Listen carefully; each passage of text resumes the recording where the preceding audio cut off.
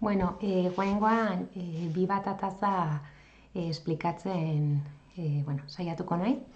Vale? Ataza hontan, lehenengo pantalla hontan ikusi aldeu eduki digital bat sortzeko eskatzen zaigu adimen artifiziala erabilita, transferigarria izatea nahi dugu, orduan beste irakasle batei esteka partekatuz gero deskargatzeko aukera izatea albidetzea eskatzen dula ulertzen dut atal hortan. Eta, beste irakasle bati eman dituten pausoz pauson urratsak esplikatzeko gaitasuna erakustea ere. Orduan, aukeratako bat zan, infografia baten sorrera, azalpena eta non testua, adimen artifizialeko tresna batekin sortzen dituzun. Hortako, nik hemen infografian lehenengo indet laburbildu pixkat ariketa guztia, eta jongo naiz esplikatzen nola lortueten infografia hori sortzea, bale? Orduan, infografiako edukia ChatGPT bitartez erabiliet, ez naiz erregistratu eta bere erregistratu gabeko bertsioakin ibili naiz, bale?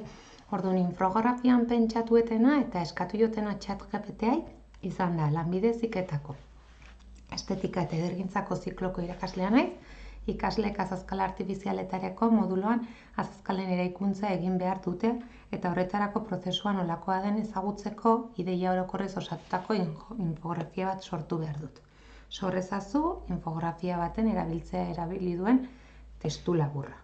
Orduan, ChatGPT-ko bersio doakoa juten naiz, hemen pegatzet eta lehen aukera eskatze jot, bale? Infografiako lehen atazak emateko. Orduan hor prestaketa, 2 puntu, oinarriaren aplikazioa, eraikuntza, lehortzea eta amaiera. Hau da lehenik ematezian aukera. Nik aukera hontan eraikuntzako prozesua nola itean bermatzeala ikusten hon, baina faltan botatzen una ezan higiene eta segurtasuna prozesuan zehar. Orduan, behin erantzun hori plasmatuta berriz idatzi diotena izan da hemen, egitura desberdina erabiliz ez erraldatu gai prozesuaren amaieran higiena eta esterilizazioaren atal bat gehitzea nahiko nukela. Infografia osatzeko eta nik hola ulertzet ikaslei albidetzeiela prozesua segurtasun da higienen baitan egitea. Orduan,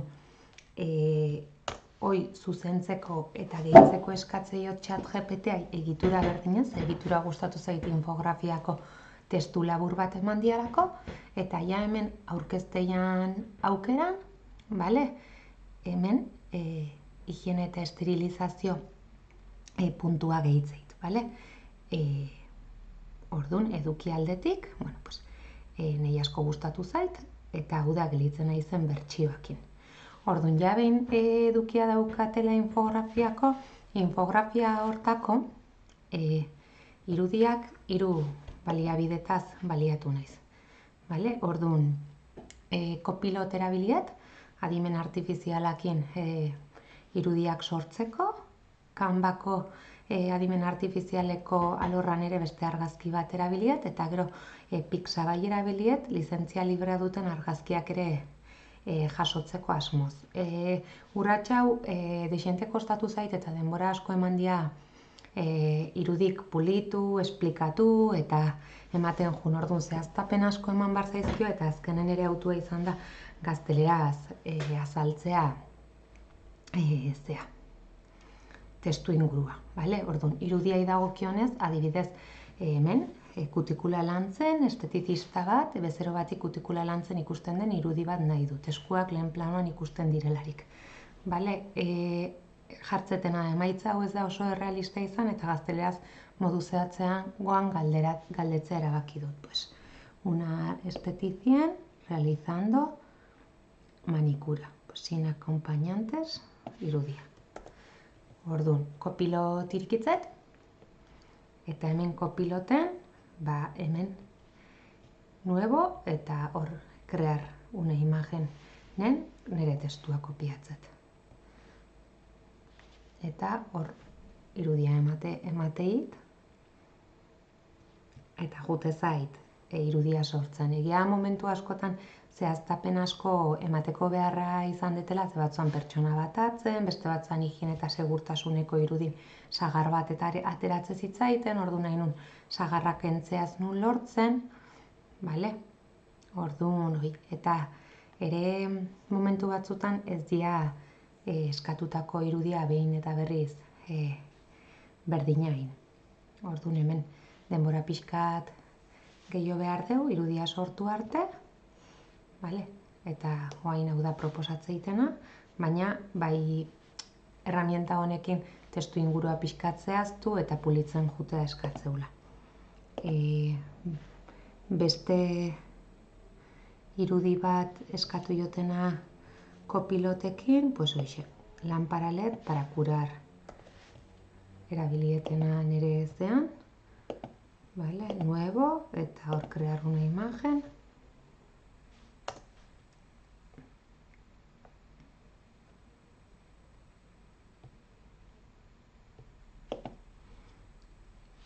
Eta lanpara sortzeko. Eta hola, hoi izango zen adimen artifizialakin. Eta, bueno, konturatzen naiz gazteleraz irudiko beto generatze ditula. Orduan ju naiz infografiako dokumento hortan txostenen pixkanaka gordetzen gustatu zaizkian irudik.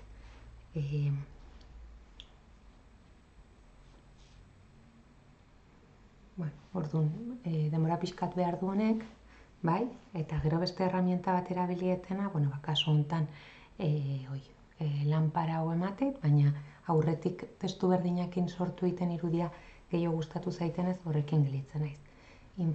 Canva irikiet ere infografia bertan indetelako, baina, bueno, Canva ia hemen inteligentzia artifizial zeak ere, baliabide honek crear una imagen emateu aukera, bale? Orduan, hemen aldeu sartu adibidez nik irudi hau erabilidet, eta uñas artificiales,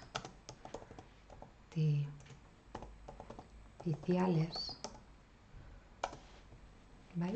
Eta hor asoziatutako irudik emateizkigu, bai? Eta nik kasu honetan, pues, hau deskargatzea erabakiet, eta hemen ere manikurako oso argazki errealistak eta erramienta hau berandugo erabili nunez bestek sailkatu nituen, baina nire sektoreako iruditze zait igual gauza aurrerakoiagok dauzkatela, bale? Orduan, hoi Canvakin indetena, eta gero hemen Pixabaiekin, adiez manikura kutikula bilatuet, eta eraikuntza egiteko garaian moldeakin argazki hau erabiltzea asko gustatu zait, eta gero, bueno, hemen emaitza diferentek ere atributo diferente jarrita. Testu luzek baino, nik Pixabaiei hitz oso tekniko bitartez jutea bilatzen, ben ikusi aldeu, manikura, mujer, belleza, clavos, mano, produktos kosmetikos, sare horrekin lotuta, bai? Orduan, nik indetena dokumento solte baten, ju naiz pixkanaka behar nitun urrats guztikiteko, bai? Nire urrats guztikiteko dokumentatuet gustoko argazkik izan dianak, eta ChatGPTak sortu iten testua. Orduan, behin ja eduki guztian eukala, Canvan hemen nire infografia indet atxikitu. Orduan, bueno, hemen ikus daiteke, bale? Azkala artifizialetako eraikuntza prozesuako oinarrizko pausok, lehenengo pausua prestaketa, irudia hau kopilotekoa da, hemen irudia Pixabaiekoa eta testua ChatGPTkoa jarriten bezala, hemen ere kopiloteko beste irudi bat gehituet, laugarrena Canvako irudi bat izango zen, eta bosgarren urratxan ere kopilotek indiana, bai? Orduan, hemen lizentziamentuai dagokionez ze hontan, dokumento hontan, jarrietena da eduki hau, adimen artifizialako tresnen bidez sortua da, bai? Eta testua ChatGPT, irudia kopilot eta lizentzia libreko Pixabaitik, bai? Eta dominio publikokoa izango zen, bai? Ez daukat, nik ingo egiletza eskubidei, bale? Orduan, hor izango zen, edukia sortzeko erabilituten baliabidek eta pixkat zehaztapenak, bai? Informazio oso zehatza, testu ingurua kokatuko genioke denbora guztin, eta nei hitz laburrak eta gauza gutxiko esplikatzeak hobeto joan zait. Egia sekulako frogapia inditutela. Orduan, horrez gain, lan honek eskatzen zigun momentu baten jartzezun testu honta jute bagea transferigarria izan behar dula, bai? Orduan, transferigarria eta gero ere egiletzan ingurun beste zehaztapen batzuk ematea. Orduan, nik adibidez, pantalla hontan erakutsiko etzenik bideo hau YouTubeko nire kanaleari jokoet, orduan adibidez, hau izango zen nagore aurkezpena bideo aurreko atazan indetena, baina ikusteko, hor ikustea daukau hemen bizibilidad, publikoa daukatela jarrita, bai?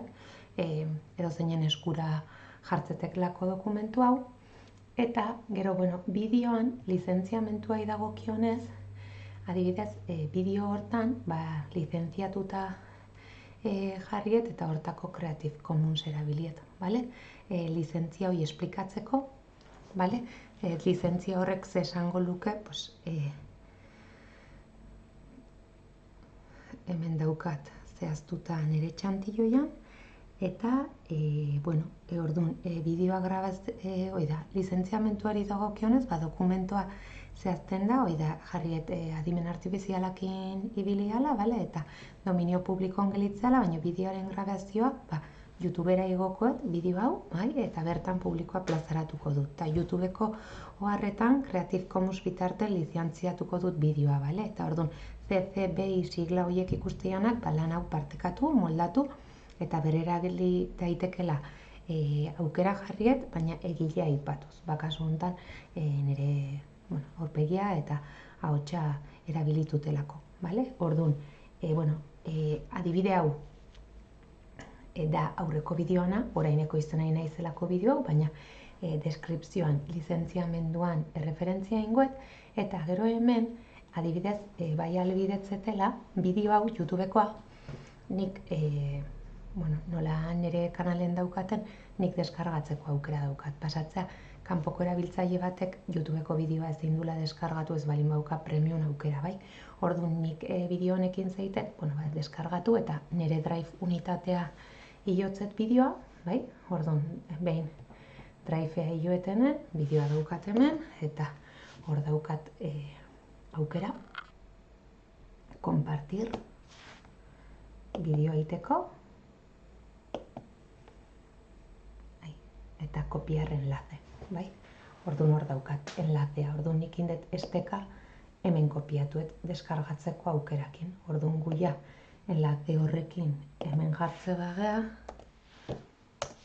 daukagu aukera, bideoa ikusteko, bale? Orduan, hortan transferentzigarritasuna bermatuko duke. Beste aukera bat ere izango litzake, Drivea io gabe, bideoa pantalla honta juten naiz, hemen daukat iriki halko nuke konbersore bat YouTubekoa MP4 konbertitu aldiana bideoa, bai? Orduan adibidez hemen, konvertir gratuito de YouTube a MP4, bai? Orduan hemen inbarko nuke nire bideoan esteka hartu, Ctrl C, eta konbersoren sartu, eta hemen sartuta daukata ez, eta deskargarra aukera eman, bai? Orduan, deskargatzeakon, ere daude aplikazio pila bat, nik TurboScribe aukeratuet, daukagu aukera bideoa deskargatzeko. Orduan hor, ja transferentziai dagokionez ariketa bermatuko nuke, eta lizentziai dagokionez ere, bai, daukat infografia lizentziatuta, eta nire bideoa ere deskribapenen utzekoet lizentziatuta, dominio, erabili aldala moldatu, aldala edozein gauzain, baina, kasu honetan nire egiletza azpimarratzea importantea litzatekela. Momentuz hau lehenengo ariketa honekin, eta nik usteet azaldu ditutela baliabideketa, egia da denbora agian ez dela gehiegi guztia esplikatzeko, baina, bai adimen artifizialakin ondorio bat ateratze bat dela, milaka saiakera inbardiala, bai edukia pixkat zure gustokoa pulitu, irudia pixkat zure gustokoa eta zu pilatzezun informazioa baitan egokitzeko eta entrenamendu baten ondorioz ere kalitate handiagoko lanak egiteko aukera emateula. Mila esker eta hurrengo bideon ikuste dugu elkar.